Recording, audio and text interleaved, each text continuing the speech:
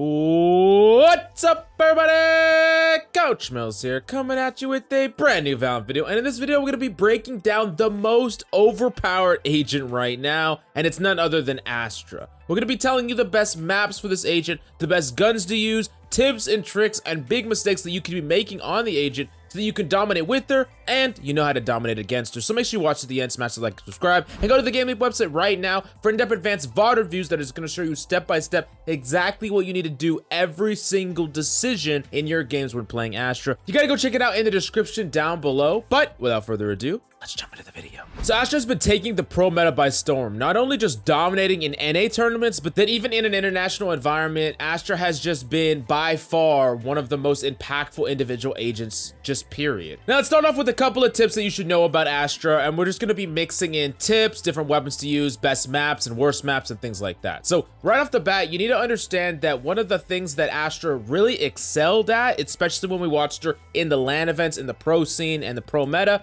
she is really good at holding a close off angle or a position in which she can jiggle peek her gravity well or her sucks. A perfect example of this was the consistency where pros were holding defense with Astra holding Haven Garage. You could easily put one suck at the front of Garage, and if enemies ever wanted to actually push through that, if they got caught out by a jiggle peeking Astra that's holding an off angle inside Garage or holding the actual connection onto C site, that Astra could just suck, get a really free jiggle peek kill, and this is something that you could do consistently, and it made it so Garage, one of the most important places to try to fight for, was incredibly difficult for the enemy team to take. Now, I know there's a great amount of emphasis to get Astra to kind of smoke everywhere on the map and be like this catch-all defensive character that can basically aid anyone no matter where she's at, but sometimes that just becomes way too difficult in a ranked game, and I think it might be better to actually focus in on completely locking down one specific power area or power angles that the enemy could try to take. Now, the next thing that we need to talk about is what is the best weapons to be using on Astra, and honestly, Phantom is going to be typically better than Vandal, and I know a lot of you like to use the Vandal even though you know that the Phantom is better on paper, but you just like the feeling of the Vandal, right? And I understand that. That being said, with Astra in particular, especially on defense, Astra just really wants that lack of a trace around. She wants to constantly be able to spray through her smoke and play around her smoke. She wants to be able to easily spray control and have a lot easier time having recoil control. And for all these reasons, Phantom is just going to be better for Astra. On top of that, just silence weapons in general, like the Spectre or the Ghost Pistol, are going to be some of the better weapons that you could be using on a character that really wants to be playing with her smokes and can have up to freaking 5 smokes in a game. Now, the next thing that we need to talk about is the best versus the worst map with Astra. The worst map by far is definitely Icebox. We do not have the actual information about Breeze yet, so that's an unknown entity. But if we look at the Masters Final pick rate, Astra had a 0% pick rate on Icebox and a whopping 79% pick rate on Haven. Now, this makes a lot of sense when you think about the specific skill set of Astra, and if you think about the narrowness of a map versus the openness of a map. So Icebox, for instance, is a very open map, and it's really hard to actually cut off certain sight lines. And on that map, you would much rather have a character like Viper who can have giant LOS blocking walls that split the entire map rather than single targeted smokes. And honestly, on that map, the utility of Omen being able to transverse to the high ground with his teleport is just a little bit too powerful to not utilize. Now, that being said, a map like Haven, which has really tight corridors and has enemies often funneling in or having to challenge areas where you already have defensive stars placed because they really want to either bait those out or take that area,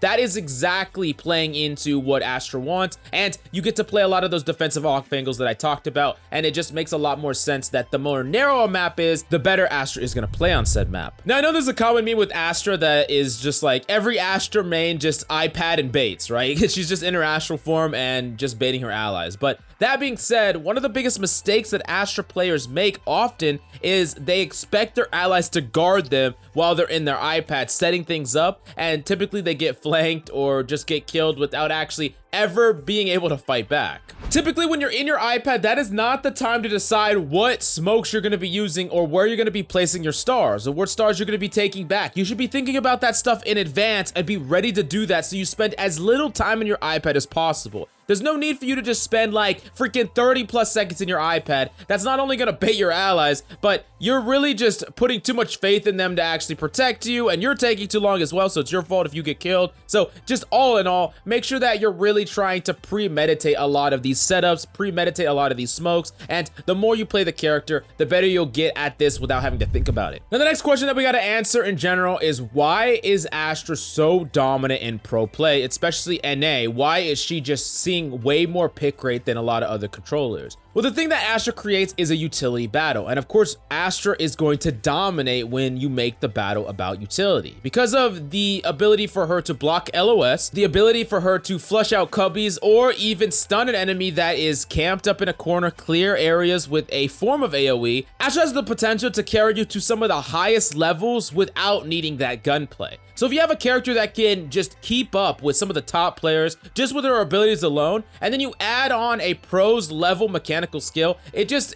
just more and more and more. Astra, just as a surface level character, she just gets to create so many free fights. You don't have to take 50-50s, you don't have to take gunfights, and honestly, that is just something that is really nice for a certain amount of consistent value into every single game. On top of that, when you compare her to a lot of her competitors, Astra just does a lot of the same roles as a Sentinel and a Controller combined, and for many of those reasons, Astra is just seeing a giant spike in pick rate right now. Now we need to move on to a mistake that a lot of big Astra players are making, and this has to do with her Gravity Well. One thing that a lot of players like to do is they like to use their Gravity Well to stop potential rushes, but they have a duelist aggressor or a duelist ally either play off the Gravity Well or the suck, or they are trying to be a little bit aggressive, peek, and then run away. One thing that you gotta be extremely careful of when using your Gravity Well is how it's gonna interact with your allies. Remember, you could suck your own team.